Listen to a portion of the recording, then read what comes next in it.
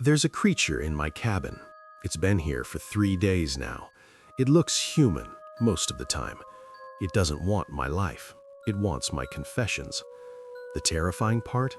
It already knows every single one. It knows things I've never told a living soul, things I buried so deep I almost convinced myself they weren't real. But they were, and now my past has come back to hunt me. For 15 years, this cabin in Mason County, Texas has been my sanctuary. 800 square feet of cedar and stone, tucked away deep in the rolling scrubland of the hill country. Out here, the world goes quiet. It's just me, the rustle of live oak leaves, and the herds of white-tailed deer that drift like ghosts through the juniper. Hunting is my ritual, my routine. It's how I mark the seasons. It's how I silence the noise in my head. The solitude is the whole point. No neighbors for miles, no cell service. There's a satellite phone for emergencies, but I've never once had to use it. The isolation is a balm. It's a place where a man can forget who he used to be. A place a man can build a new life, one quiet day at a time. I told myself I was Wade the hunter, Wade the quiet man who keeps to himself. And for a long time it worked. I'd wake before dawn, the air thick with the smell of damp earth and cedar, take my rifle and walk the game trails I knew like the back of my hand. I could feel the years of my old life just sloughing off me like a snake skin. This place was my absolution, or so I thought. I'd convinced myself that if I just stayed quiet, if I just kept to my routine, the past would stay buried. I was wrong. The past doesn't just haunt you, it evolves. It grows teeth, and eventually it comes looking for you. My mistake was thinking I was the only hunter in these woods.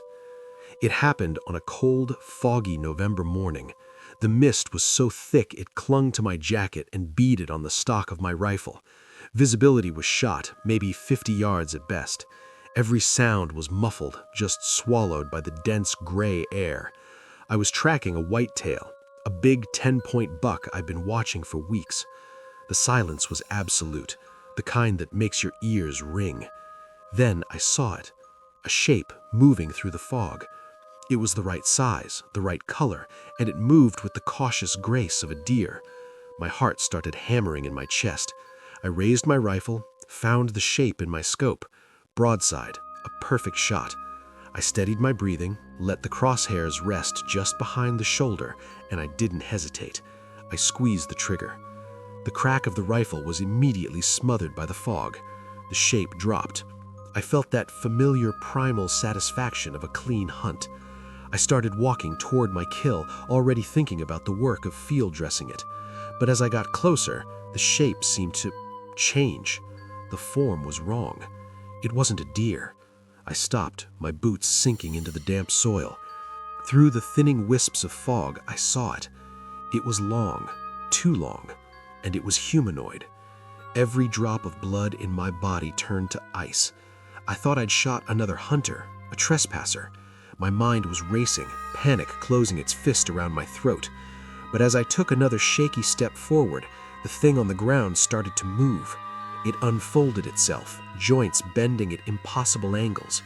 It stood up, not like a person, but like a marionette being yanked to its feet by invisible strings. It was tall, impossibly thin, its limbs too long for its torso. It turned its head, and even from 30 yards away I could see it had no face, just a smooth, blank canvas of skin. Then, as I watched in frozen horror, a face began to form, and it was mine. I don't remember running back to the cabin. It was just a blind animal flight.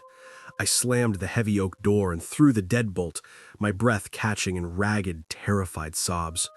My hands were shaking so badly I could barely set down my rifle. I scrambled to the windows, peering out into the oppressive gray, but I saw nothing. For hours, I just sat there with my back against the door, clutching a shotgun. The silence returned, but it was different now. It was heavy. It was watching. The first day passed in a blur of adrenaline and fear. I didn't sleep. I just watched the fog, expecting that horrifying, lanky figure to emerge from the trees at any moment. Nothing. By the second day, exhaustion was setting in, and I started to question what I saw. The fog, the isolation, maybe my mind had just played a trick on me. A hallucination brought on by the profound loneliness I'd so carefully built around myself. I was in the kitchen trying to force down some canned stew when I heard a soft knock at the door. It wasn't an aggressive sound, it was polite, normal. My heart leaped into my throat. "Wade," a voice said. My voice, exactly my voice. "Let me in, Wade. It's getting cold out here." I didn't answer. I just backed away from the door, raising the shotgun. "You can't keep me out, you know," the voice continued, its tone conversational, almost friendly. "I just thought this would be easier." Then I heard the lock on the door click, soft as a whisper. The deadbolt slid back on its own. The door swung open.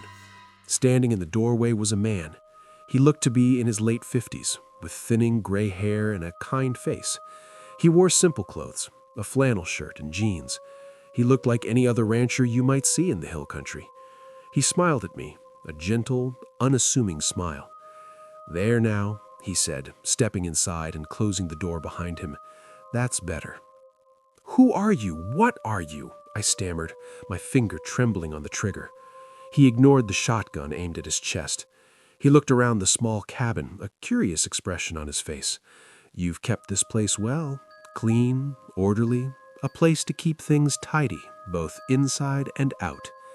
He met my eyes, and his were dark and ancient. "My name doesn't matter. I'm just a collector of stories, and you, Wade, have some of the most interesting stories." For the next 3 days, it held me captive. It never threatened me, not with violence. It didn't have to. Its weapon was my own memory. It would sit in my armchair, sometimes looking like the old man, sometimes shifting into other forms, a young woman, a child, and once, for a gut-wrenching hour, my own father. It would talk to me, its voice calm and steady, and it would tell me my own secrets. "Remember that job in Laredo?" it asked, stirring a cup of coffee it had made in my kitchen. "The one with the union boss? You were so sloppy. Left a cigarette butt at the scene. They never found it, of course. Luck has always been on your side, hasn't it?" I tried to escape. On the third day, I made a break for it. I threw a chair through the back window and scrambled out into the cold air. I ran faster than I've ever run in my life, sprinting for the tree line. But the world seemed to bend around me. The trees warped, the ground turning soft and yielding, pulling me back. I ran for what felt like an hour, my lungs on fire, only to find myself stumbling back into the clearing, right in front of my own cabin. The creature was standing on the porch, holding the door open for me. It looked like the old man again. It wasn't even smiling. That night, the torment hit its peak. The creature sat across from me, its form flickering between the old man and the blank, faceless thing I'd shot in the woods. "You've built such a nice, quiet life here, Wade," it said, its voice a chorus of all the forms it had taken. "You almost believe it yourself. You've almost forgotten the 11 bodies you buried to pay for this peace." The number hung in the air. 11. The exact number. A number I never even allowed myself to think. I was a contract killer, a ghost who slipped into cities, did a job, and slipped out. I was good at it. Clean. I took the money, invested it, and built this new identity from the ground up. Wade the hunter. Wade the solitary man of the woods. It was all a lie. A carefully constructed story to hide the monster I really was. "You think you paid for your sins by disappearing?" the creature hissed, its face starting to melt and run like hot wax. "You think this solitude is penance? This is a vacation, a reward, but every debt comes due." It started to list them, not just the jobs, but the names. Names I had forced myself to forget. Names that belonged to the faces I saw in my nightmares. Marcus Thorne, the journalist in Dallas. He was getting too close to your employer. You made it look like a car accident. Isabella Rossi, the witness in Houston. You were proud of that one, weren't you? untraceable poison. She just went to sleep. With each name, a memory I had walled off broke through. I saw their faces. I felt the cold detachment as I planned their deaths. I remembered the sick, hollow feeling of a job done. The creature was pulling them out of me one by one, forcing me to look at the blood on my own hands. I wasn't Wade the Hunter anymore. I was the man who had murdered 11 people for money. The monster wasn't in my cabin. It was in my chair. It was me. I started screaming, not in fear of the creature, but in fear of myself. The memories were a tidal wave of guilt and horror that I had held back for 15 years. The quiet life, the cabin, the ritual of the hunt, it all shattered like glass. It was a flimsy facade, and now it was gone. "Yes," the creature whispered, its voice now soothing, almost merciful. "There he is. There's the man I came to see." My body began to feel undone, as if my very atoms were losing their connection to each other. I looked down at my hands and they seemed to be dissolving, becoming translucent. The walls of the cabin flickered, the solid wood of the table turning to smoke right before my eyes. My own mind was unraveling.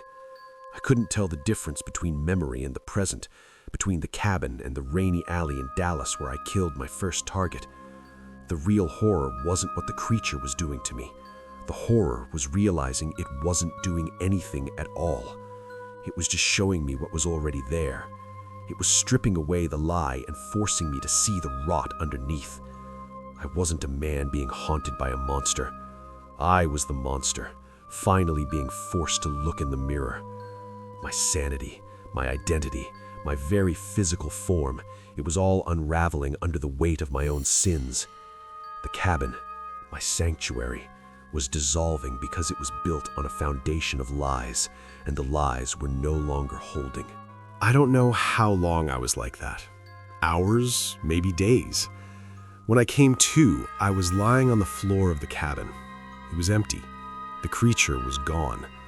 The door was closed, the deadbolt thrown. Everything was just as it had been. For a second, a sliver of hope, or maybe just denial, crept in. Was it all a nightmare? A psychotic break? Then I saw it. On my small kitchen table, a single pristine white-tailed deer antler was laid out. Next to it, scratched deep into the wood, was one word: 11. The creature didn't take my life. It took something far more valuable. It took my peace. It took the lie I had lived for 15 years and left me with the stark, unbearable truth. It didn't kill me. It just reminded me that I was already a killer. The real monster was always here. I don't know what it was. A demon? A spirit of vengeance? Some ancient thing from the dark corners of the earth? But as I sit here now, in this cabin that no longer feels like a sanctuary, but a tomb, I know one thing for certain. It's not over. Its final act was a kind of cruel mercy. It didn't grant me a final death. It gave me a life sentence, to be served in the prison of my own mind. And it left me with a promise. Scratched below the word 11, I found 3 more, almost invisible unless you were looking for them. I'll see you soon. Tell me what you think of this story. Have you ever had an experience you just couldn't explain? A moment where the past came back in some unexpected way? Let me know in the comments below. And if you enjoy psychological horror that gets under your skin, make sure you subscribe and turn on notifications for more stories from the shadows.